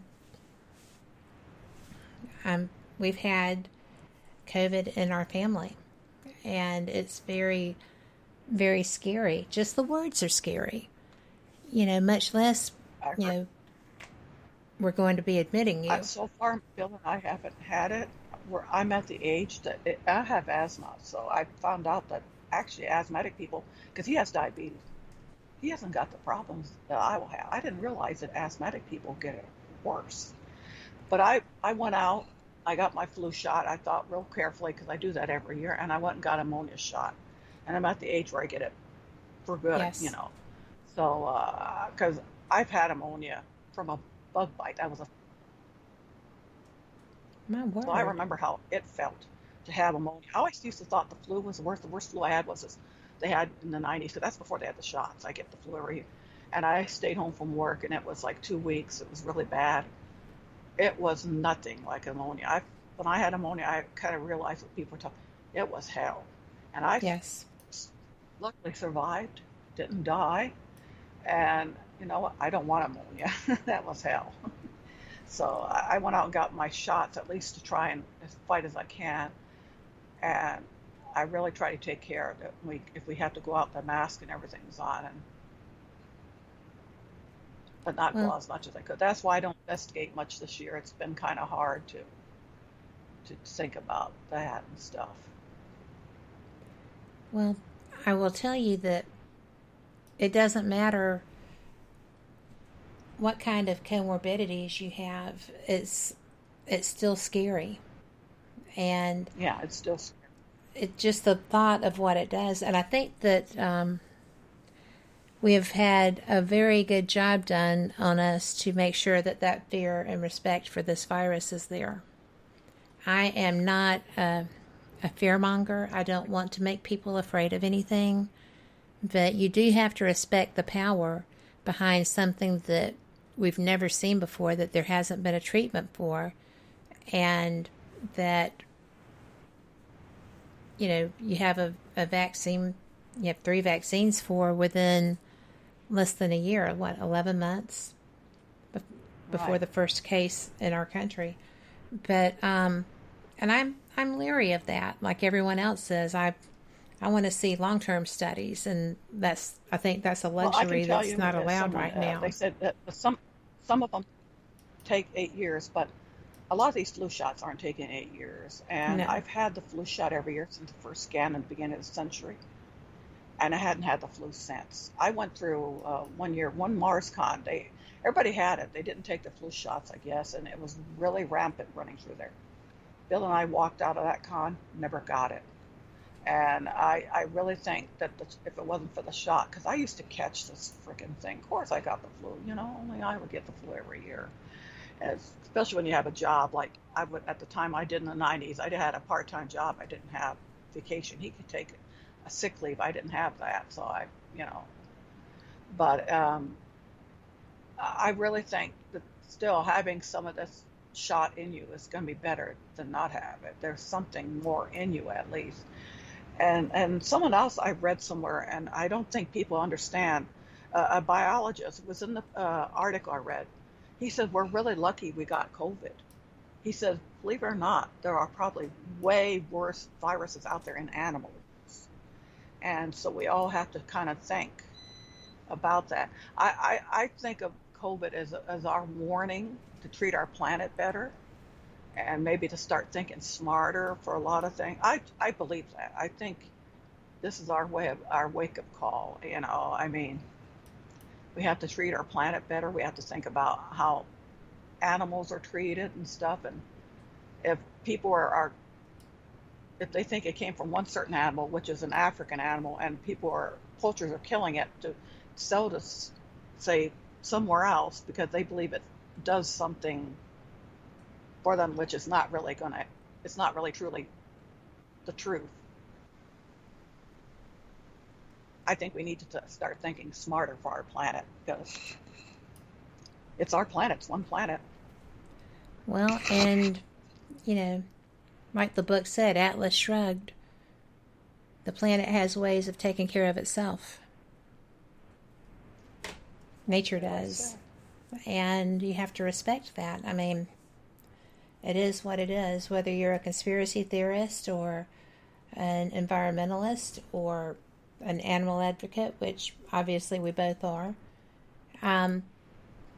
You have to just deal with the fact that this is here now. No matter what started it, what happened with it, it's here. People are dying.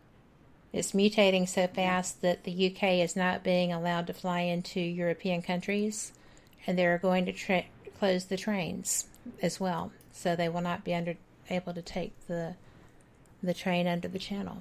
So this is something that is being reported in every media. So this is serious. Take it serious. Yeah. When you have your Christmas, be thankful for everybody that is still around that table.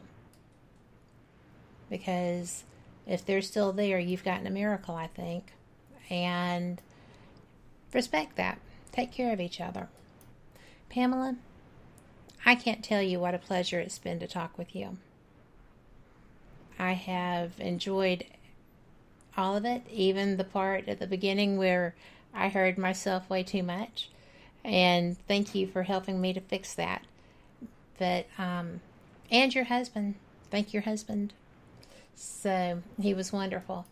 And I look forward to having you back because I definitely want to be able to discuss this Dogman book with you. I think that's going to be awesome.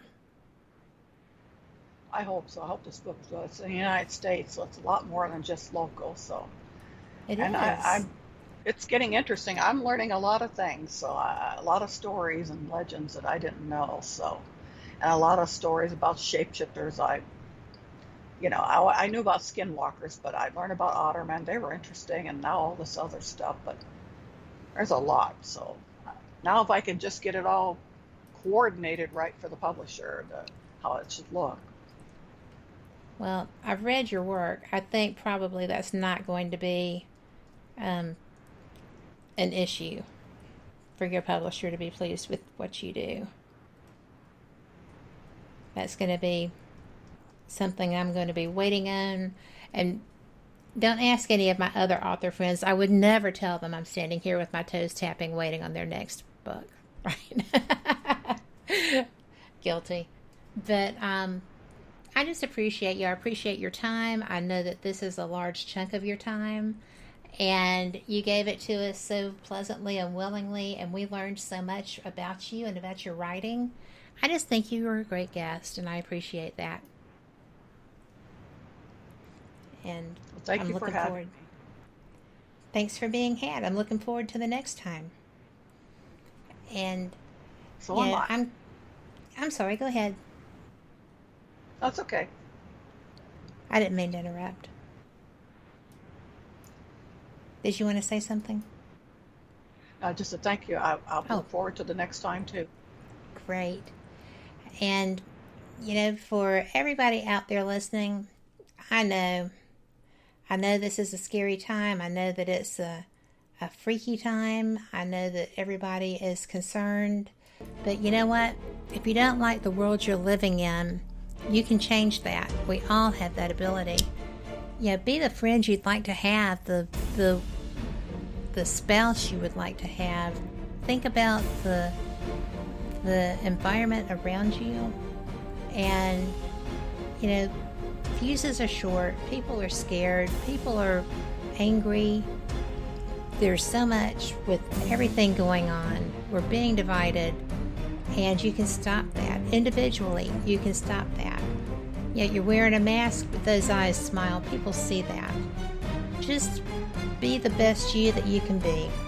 And we're going to get through this. Thank you all. I look forward to seeing you next time. And have a Merry Christmas and a Happy New Year.